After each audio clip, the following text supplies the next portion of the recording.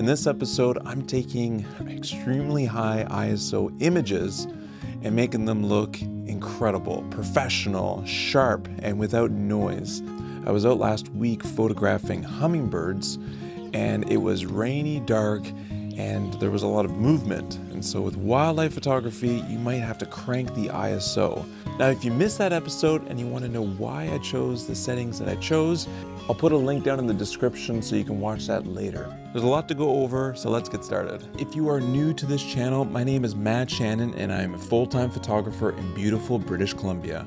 Whether you're here to learn, be inspired, or simply enjoy some stunning visuals, you've come to the right place. Subscribe to my channel if you want to see more videos like this. So I'm going to go through this very quickly just because there's a lot of images that are all at different ISO extremes.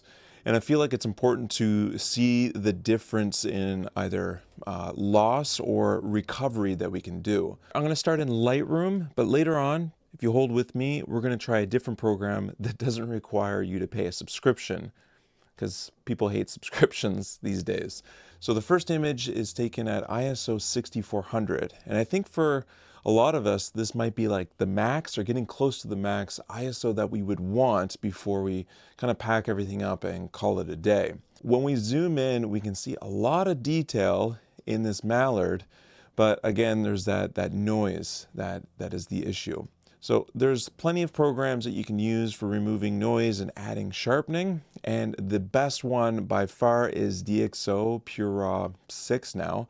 I've been using it since PureRAW 4, and I actually reached out to DxO asking them if they wanted to sponsor this video, and so happy that they did, because their program is amazing. I'm going to show you how good it is.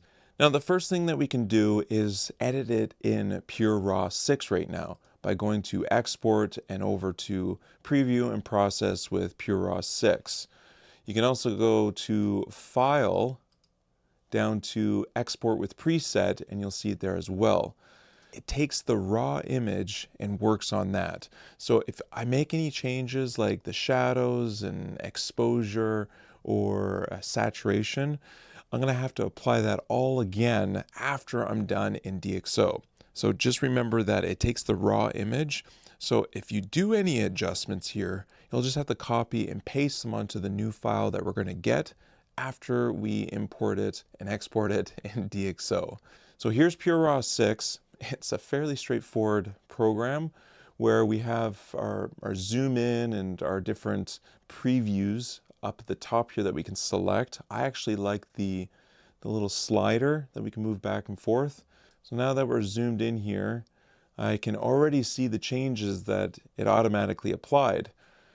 Up at the top, we have presets, and then we have our processing and denoise. Now, if you're unfamiliar with how or what these programs do from one another, you can go over to the question mark here, and it'll tell you exactly what one does. So I like using d'XT3 when we're dealing with extremely high ISO. If you don't have really high ISO, like ISO 1000, 2000, then just the d'P3 will be totally fine. Then we have our luminance and force details. Luminance will remove that fuzz, that noise that we see in the background. And you might not need to bring it all the way up to 100% because it's overkill, and you might lose some of the details in the feathers. So I think I have it around like 50 or whatever. If we do it 0, obviously you could see that it removes the digital color noise that we have, that we really don't want, but you still have noise in the image. So somewhere around the 40-50% mark, and it already looks really, really good. And then we have our force details. If you go up to 100%, it's still not that bad. It's not like other programs where you need to have a light hand or else you'll do some really nasty changes. Then we go down to the optical corrections. So we have lens sharpness, and you can just pick, soft, standard, strong, and that's going to be the same correlation as it is with the slider here. So if we go to soft, it'll pick only plus 75. If we go to strong, cranks it up to 150. I like using it around the standard. Looks great on the feathers, the details, you name it. Look at that detail. Absolutely incredible. Zoomed in 600% here. So once we're done, we can hit process. And another cool feature that DxO has is that you can actually process a whole catalog of images. So if you're a wedding photographer or if you're a wildlife photographer that shoots, bursts of wildlife, you can just highlight them all and then right click and edit them all in PureRAW 6. Now, once I do one or two of them, I don't typically go back to previewing and processing. I just export it and just process with the last settings that I've done or create a preset. So if we go back into Lightroom here, when we right click on our image and we go into the export, we can just go process directly using last settings in DxO PureRAW 6. That way it saves you time. All right, now that we have our image here, this is when we can focus on shadows. We can bring up the shadows, exposure, add some contrast, bring some vibrance back in, highlights bring down, whites, already looking amazing, but I want to crop right in. And we need to correct our level. Now, I do love using some vignetting, bringing the midpoints in, feather out the details. I can select the duck of selecting our subjects here, and then I can add a little bit more texture, maybe some clarity. And right there, that looks incredible. Now, another thing that I really enjoy doing with ducks, waterfowl on water, is darkening the foreground to kind of like pull you in a little bit. So I'll add a linear gradient here, pull up from the bottom, and then just bring down the exposure, maybe up some of the contrast. And then it looks like there is light coming from, the back face side of this mallard. You can see from the bill here, it's a bit bright. So we can also go plus radial gradient. And then I can bring up the exposure here, bring down some of the highlights. And then I'm going to go down to dehaze, maybe give it a bit more of a softer glow, warm up that lighting. I like that.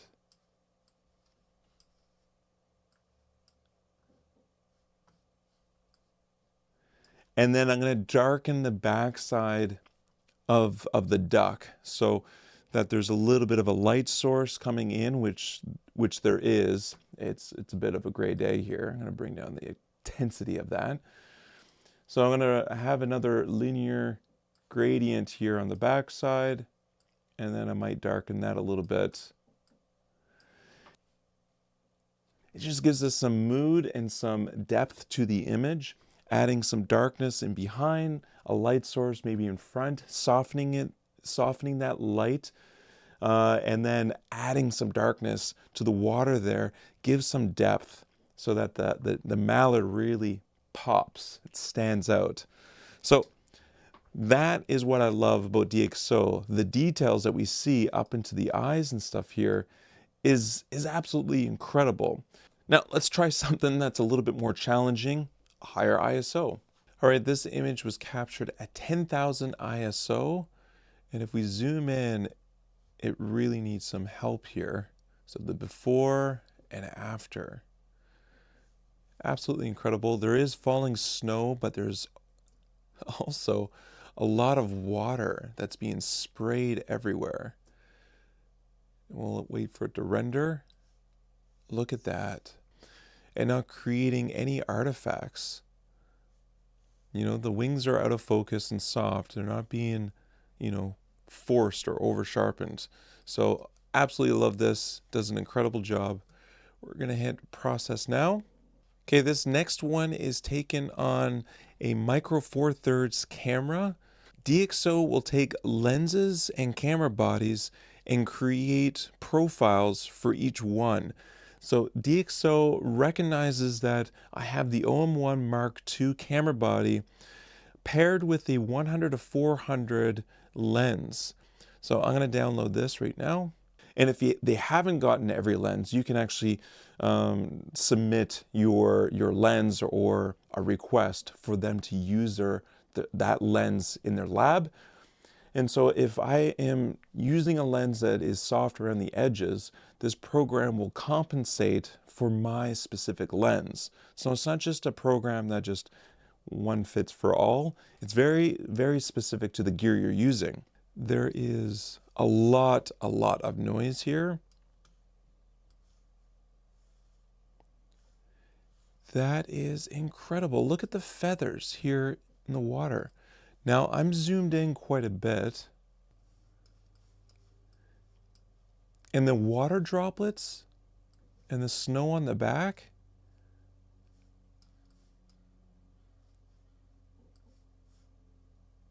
wow. Let it process. All right, now we're going to take an image captured at 25,600 ISO, and look at that difference. And let's look at Pure D'3 and D'XD3. Can you see there is a slight difference between the two? D'3, it's a little bit noisier, and the XD3 sharpens things up a little bit. That's basically it. So not a huge difference. When we're dealing with really high ISO, I would put it in the XD3, but the D'3 works really fast, especially if you're batching a bunch of images together and your workflow is pretty heavy. Now it's important to remember that DxO helps enhance the images captured correctly in the field. So if you took an image that was too slow and you had some motion blur and you didn't want it to be blurry, DxO is not really going to help you correct a mistake that you did in the field. What it'll do best at is removing noise and adding sharpening where it should to an already correct image. Now, a lot of people ask me, is there an alternative to Lightroom? There is an alternative, and that is from DxO. It is PhotoLab at 9. I think they're at 9.6. So if you've bought the 9 and you haven't upgraded to the 9.6, you should do that. This is a great alternative. Now the layout is a bit different. When you go to your photo library to choose your images, you don't import them into a catalog. You just find them wherever they are in your hard drives, external hard drives, and you can start working on them. So you select your image, pops up. The top is nicely laid out for all your zoom. You can crop. You got your leveling tools. And then on the right hand side is all of our adjustments in exposure, coloring. We can even go to selection, and you can pinpoint your subject or even just various shapes through your image. And honestly, they did a better job, in my opinion, than Lightroom. Sometimes when you say, select the subject, it doesn't do a fantastic job. So another amazing thing that they've incorporated is high fidelity compression, which allows you to export DNG files that are up to 4 times smaller while maintaining your raw image quality. So this is huge if you have a lot of photos like I do and storage space is becoming more and more expensive. You can use this high fidelity compression and basically shrink all your images. So if you want these programs, I have a 15% discount code. It is my name, Matt Shannon. I've got links down in the description to get you to the programs, see what it's all about, and use that discount code because I think you're gonna love what these can do to your photos. A huge thank you to DxO for sponsoring this week's video. Thank you so much for watching. Subscribe if you aren't subscribed, and I hope to see you on the next episode. Ciao.